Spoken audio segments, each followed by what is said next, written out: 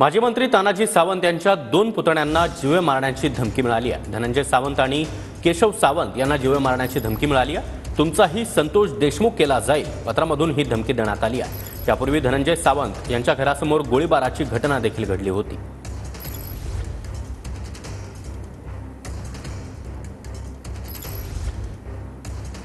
तर तानाजी सावंतांच्या 2 पुतण्यांना धमकी आलेली आहे। माजी मंत्री तानाजी सावंतांचे पुतणे धनंजय सावंत त्याचबरोबर केशव सावंत यांना जीवे मारण्याची धमकी देण्यात आली आहे। तुमचा संतोष देशमुख मस्साजोग करू, अज्ञातांकडून 100च्या बॉन्डवर ही धमकी देण्यात आलेली आहे। धनंजय सावंत आणि केशव सावंत यांच्याकडून ढोकी पोलीस ठाण्यात तक्रार नोंदवण्यात आली आहे।